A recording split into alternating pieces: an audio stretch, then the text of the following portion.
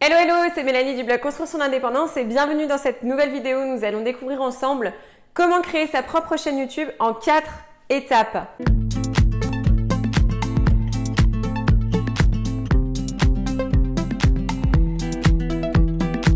Donc voilà, la première étape pour moi de la création de la chaîne YouTube, c'est de savoir la thématique générale dans laquelle vous souhaitez discuter, sur laquelle vous souhaitez créer votre contenu et vos vidéos.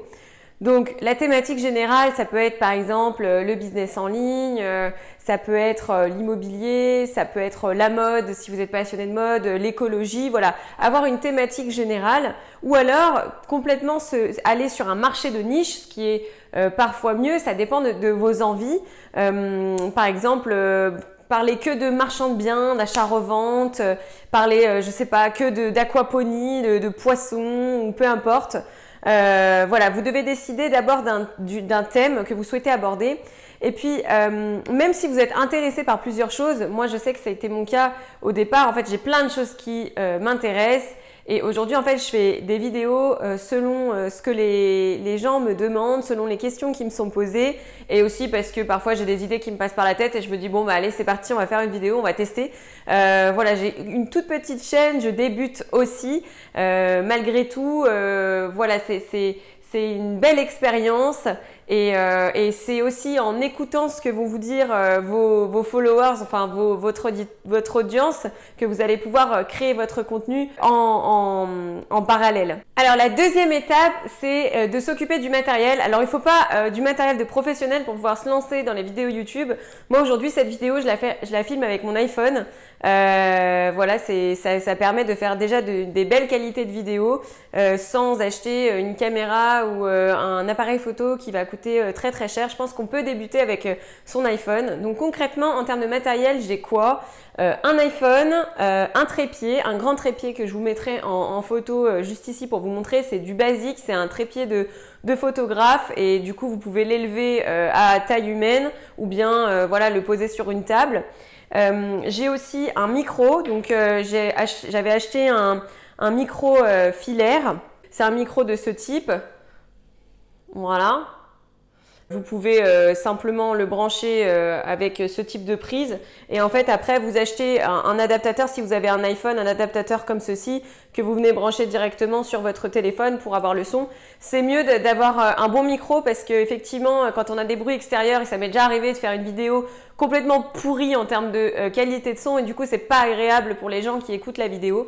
Donc ça, c'est ce que j'ai en matériel. Pour le micro, c'est la marque Boya que j'ai acheté. J'essaierai de vous mettre les liens Amazon juste en dessous pour que vous puissiez commander si ça vous intéresse. J'ai commencé aussi avec un trépied de ce type-là.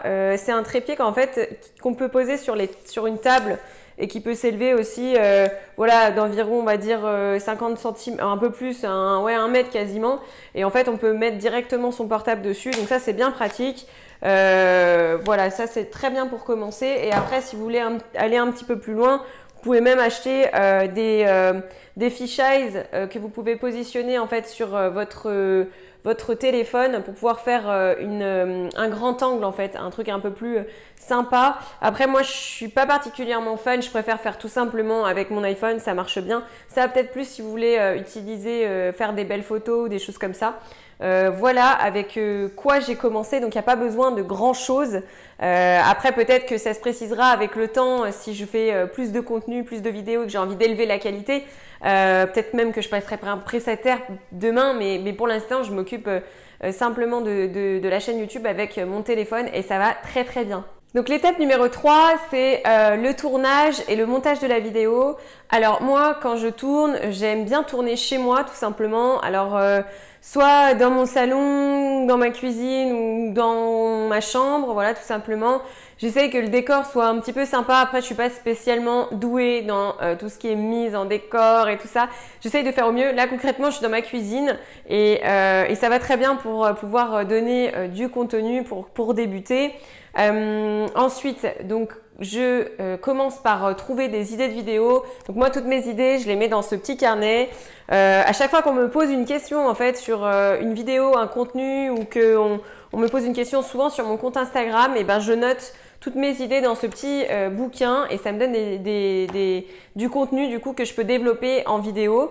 Donc là par exemple cette vidéo en question c'est quelqu'un qui m'a posé une question sur comment tu as fait pour créer ta chaîne YouTube, combien de temps ça te prend, etc. J'ai noté un petit peu toutes ces questions et du coup ça me permet d'y répondre face caméra. Ensuite, le moment du tournage, est-ce que je tourne une vidéo ou plusieurs à la fois? En fait, c'est vrai que si tu as envie de rentabiliser ton temps et c'est mieux de faire plusieurs vidéos, en fait, de te réserver par exemple un après-midi où tu tournes plein de vidéos.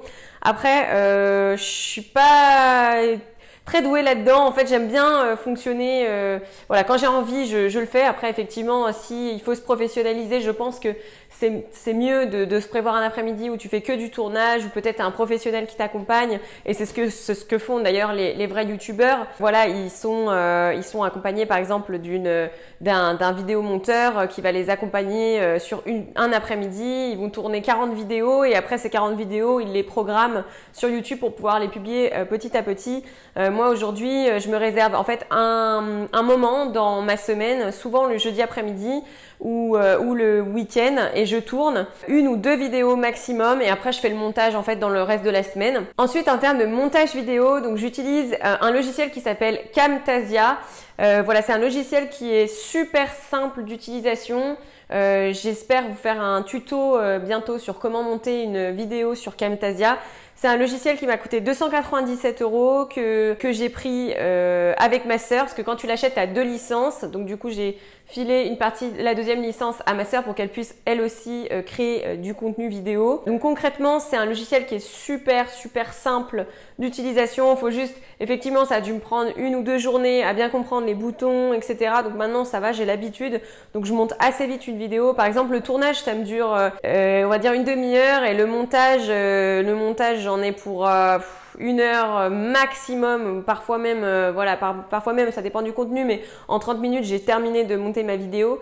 Donc ça, c'est le top. Et par exemple, pour les annotations, t'as pas besoin d'aller chercher au millimètre où est-ce que tu veux mettre ton annotation. En fait, t'as des modèles tout prêts qui te sont proposés et t'as juste à faire cliquer, glisser sur ta vidéo et ensuite mettre tout simplement renseigner ton titre ou ton thème ou ton annotation. Donc ça, c'est vraiment hyper top. C'est très simplifié et du coup ça rend l'utilisation hyper intéressante. Et enfin du coup la 4e étape c'est la publication de la vidéo sur YouTube. Donc là c'est tout simple, une fois que tu as fait ton montage et donc une fois que tu as filmé la vidéo, une fois que tu as monté ta vidéo, tu l'importes en format MP4 sur YouTube et ensuite une fois qu'elle est importée, donc il y a juste un petit temps de charge, franchement si tu as la fibre ça met 5 minutes, c'est ultra rapide. Et ensuite, par contre, tu as encore un travail de précision sur les vidéos, c'est-à-dire qu'il va falloir décrire bien correctement le titre, mettre une description de la vidéo et avec peut-être des liens sur lesquels tu veux rediriger les followers s'ils veulent aller plus loin, par exemple sur ton site internet ou bien si tu as parlé de produits dans ta vidéo, tu peux les inciter à aller voir, à cliquer pour aller voir les produits que tu as proposés. Voilà, et ensuite tu peux aussi rajouter des écrans de fin.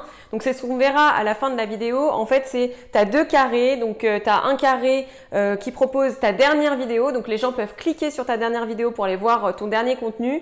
Et ensuite tu as le petit macaron avec ta photo qui propose aux followers de pouvoir s'abonner, aux auditeurs de s'abonner à ta chaîne. Donc ça c'est le top aussi, ça rappelle aux gens voilà coucou je suis là en fin de vidéo pour que les gens puissent te suivre et suivre tes autres contenus. Ensuite tu as une autre mission à faire, c'est la miniature. Donc ça c'est super important. Là-dessus aussi je vais faire un tuto. Moi je me suis fait un petit peu coacher là-dessus parce que en fait je faisais des miniatures mais elles étaient un peu petites, on voit pas trop les titres. Donc déjà ce qui est bien c'est d'avoir une thématique générale sur ta chaîne YouTube avec un code couleur on va dire sur lequel tu mets toujours un petit peu les mêmes couleurs sur tes miniatures. Ensuite une photo de toi ça peut être cool si tu fais du personal branding, c'est pas obligatoire, ça dépend de ce que tu veux donner comme contenu sur ta chaîne YouTube. Moi j'aime bien mettre une photo, la faire en contour blanc pour la délimiter et faire ressortir la photo et ensuite tu positionnes ton titre en gros pour que les gens lorsqu'ils sont sur le feed, enfin sur le flux de vidéos YouTube qui puissent voir ta vidéo en gros. Parce qu'effectivement, si tu mets des petits titres, j'ai eu fait sur d'autres vidéos, je les ai pas retouchés parce que c'est bien aussi de voir l'évolution de la chaîne YouTube. Sur mes premières vidéos, je mettais des miniatures, mais c'était tout petit les titres, donc on voit pas trop, faut un peu froncer les yeux pour voir. Donc ça, c'est pas terrible, il faut quand même mettre des gros titres. Donc merci à Thomas Gio de m'avoir conseillé là-dessus. J'essaye de faire au mieux de m'améliorer moi aussi. Et ensuite, la dernière étape, c'est de créer la mise en ligne. Donc tout simplement, tu as différentes possibilités. Tu peux donc partager ta vidéo en ligne aux yeux de tous. Tu peux aussi la mettre en lien privé. Donc c'est-à-dire que tu la publies sur ta chaîne YouTube. Par contre, il n'y a que toi qui peux la voir. Et le lien, tu peux le transférer par exemple à des amis, à une entreprise. Et c'est seulement si tu as le lien que tu peux cliquer et aller voir la vidéo. Donc ça, c'est un petit peu, c'est la vidéo privée, on va dire. Et ensuite, tu as la dernière option, c'est une vidéo que tu peux voir que pour toi. Donc c'est une vidéo cadenassée, on va dire, elle est que pour toi. Donc moi, par exemple, j'ai des vidéos privées qui sont pour mon mastermind que je montre que aux gens du mastermind. Donc elles sont pas publiques. Et du coup, voilà, il faut savoir qu'il y a différentes options pour pouvoir publier les vidéos. En tout cas, c'est un super moyen d'enregistrer tout ton contenu. YouTube, ça te permet d'avoir un gros dossier de vidéos que tu peux conserver. Et ensuite, même si par exemple, tu fais une vidéo de voyage avec tes amis et que tu n'as pas forcément envie de la partager au grand public, tu peux avoir ta chaîne YouTube, la mettre en privé et la partager à tes potes si tu as envie. Donc voilà les amis, comment créer votre chaîne YouTube assez simplement. Donc je vous invite à suivre la chaîne YouTube si vous souhaitez avoir d'autres contenus là-dessus et à me poser des questions aussi en commentaire si vous voulez savoir autre chose. Je vais pas tarder à faire des tutos un peu plus précis sur comment monter une vidéo, comment faire aussi une introduction. J'ai envie aussi de montrer comment faire une miniature, comment moi je l'ai fait. Je suis pas un exemple en soi, mais j'ai juste envie de partager ça. Voilà, donc je vous souhaite une belle journée. Je vous dis à plus tard. Salut, salut!